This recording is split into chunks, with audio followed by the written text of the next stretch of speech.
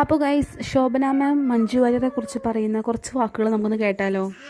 നമുക്ക് ഇതൊരു ലെജൻഡാണ് മഞ്ജു വാര്യർജി. Multi faceted. എപ്പോഴും ഞാൻ പറയാറുണ്ട്, ഇത് ഒരു മ്യൂച്വൽ അഡ്മിറേഷൻ ക്ലബ് അങ്ങനെ ഒന്നും അല്ല actually. So thank you very much for coming. ആനയുടെ വലിപ്പം അറിയില്ല എന്ന് പറയുന്ന പോലെ ചേച്ചി ചുമ്മാ, ചേച്ചി പ്ലീസ്, എനിക്ക് അടുത്ത് നിന്നിട്ട് തന്നെ ഞാൻ വിറക്കുക. എന്താണ് ശരിക്കും മഞ്ജു ചേച്ചി ശോഭന മാം എന്ന് പറയുമ്പോ തന്നെ മനസ്സിലേക്ക് വരുന്ന ഒരുപാട് കാര്യങ്ങളുണ്ട്. ഏറ്റവും ആദ്യം തോന്നുന്ന കാര്യങ്ങൾ എന്തൊക്കെയാണ്? എനിക്ക് തോന്നുന്നത് ആദ്യം കുട്ടിക്കാലം തൊട്ട് കണ്ടിട്ടുള്ള സിനിമകൾ തന്നെയാണ്. അല്ലാതെ ചേച്ചിയൊക്കെ നമുക്കൊക്കെ എവിടുന്നാണ് കാണാൻ ഭാഗ്യം കിട്ടുന്നത് അല്ലേ? പഠിക്കുന്ന കാലം തൊട്ടുള്ള ചേച്ചിയുടെ സിനിമകൾ, മേലെപ്പറമ്പിൽ ആൺവീടൊക്കെ എത്ര പ്രാവശ്യം കണ്ടിട്ടുണ്ട്. സിനിമയ്ക്ക് വേണ്ടിയിട്ട് ഇങ്ങനെ ആയിരിക്കണം ഒരു നടി എന്ന് പറഞ്ഞിട്ട് ലോഹിത് സാറ് കാണിച്ചു തന്നൊരു എക്സാമ്പിൾ ആണ് ശോഭന ചേച്ചി.